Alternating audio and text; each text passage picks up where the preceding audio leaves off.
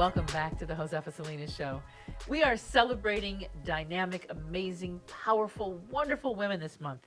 March is Women's History Month, and it sure is my pleasure to have some incredible women on. One of my favorites, one of my favorite Republicans, who is on with me, is just gonna out me, just like a woman I have come to just cherish as a sister and a friend, and just an incredible colleague.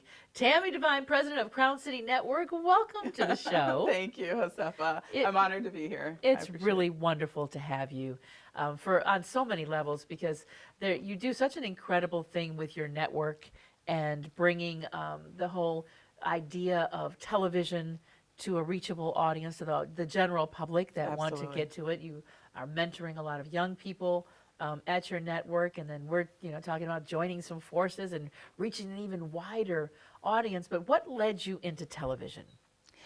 Oh, it was the craziest thing.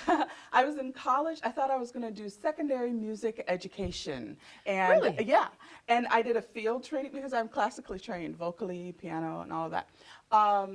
But I did field work, and I realized that you have to have a special gift to be a teacher, and I didn't have that gift.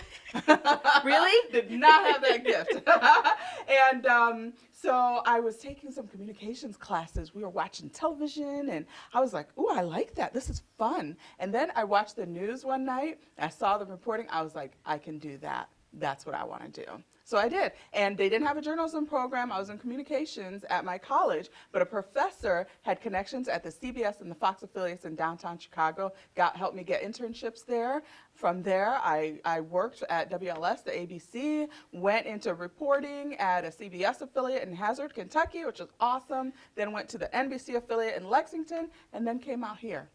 to Southern California and created Crown City Network. Now, I had no idea that you actually worked as a reporter. Yeah. Oh, yeah, absolutely. At ABC, I was a production assistant behind the scenes. You learn a lot that way. And then at the CBS and NBC affiliates, I reported for about 6.5 years. And then I've executive produced shows on Fox affiliates and hosted shows and all kinds of stuff. So TV is my thing. I love it.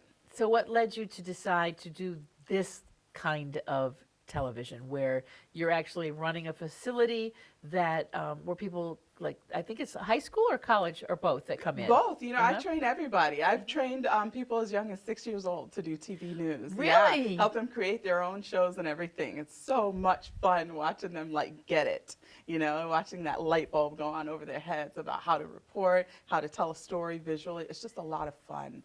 After a while, being on camera is great. It's fun. But after a while, it's like I just wanted more. And I wanted to know how everything gets put together and to work behind the scenes. And when my husband and I created Crown City News at first, I had the chance to be able to guide people. They would just find us. We would train them and help launch them into their dream TV careers. I love that aspect of it. So we've got people working at ABC, NBC, CBS, Fox affiliates all over the country. We've even trained people internationally. We lived in Mongolia, and I restructured the news division of the largest commercial broadcast TV station there, Mongol TV, and changed the way they do TV news in that country. So and they were fine with a woman telling them to do that? Oh, well, it was culturally different. Right. I'll tell you that. I was gonna say. Yeah.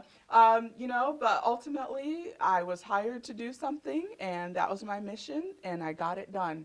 And so even in a short space of time.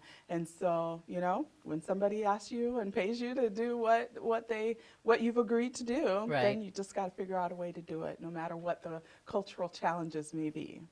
So when you studied something else in college. Yeah.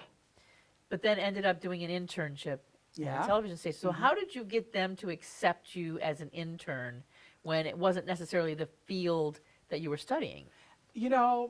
I've learned throughout my entire life that it's about relationships, right? Everything you do is about relationships. It's who you know. And the professors at my school had contacts and connections with people in downtown LA. They were able to convince them to let me get into their programs, their internship programs at the Fox and the CBS, so that I could get that experience. And it was because of great relationships with the professor. Rich Richter, I'll never forget him. He was the key.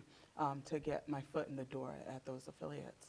In Chicago. In Chicago. Yeah, it was wonderful. It was so much fun, man. So active in the newsroom. I mean, it was just an adrenaline rush to show up and sit and answer phones and take news tips. That's all I did.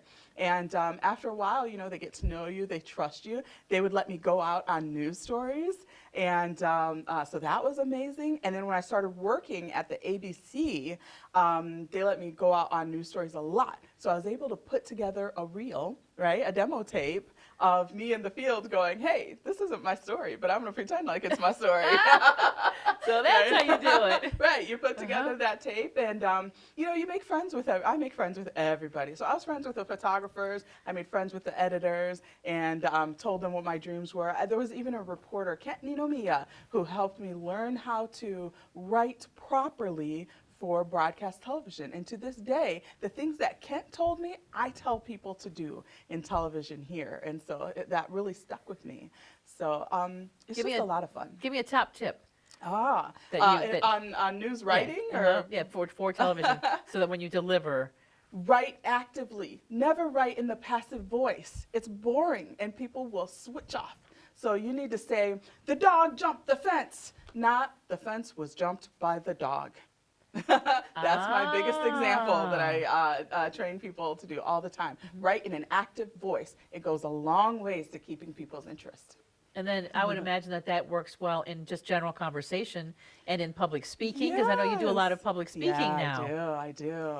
I've been blessed with a great life story, and I go out and I share it to anybody that'll listen. Audience of one or an audience of 1,000. I've spoken to both, and it's just fun to get out there. And having the active voice makes a big difference. And I think that last sentence was kind of passive.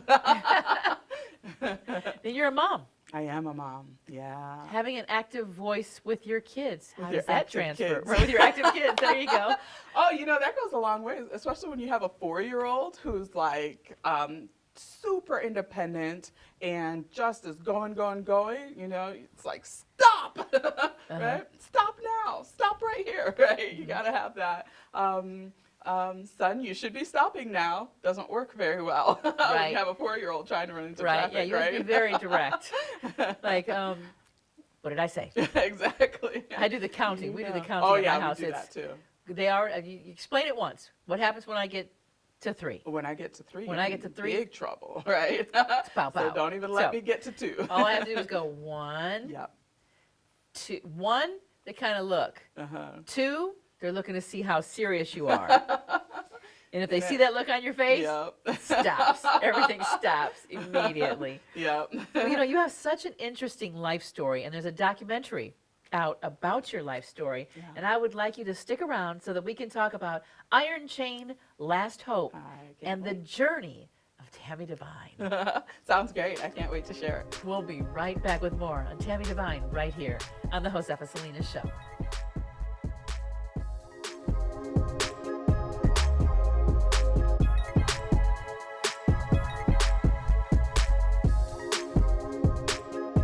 Can I tell you a cat joke? Just kidding.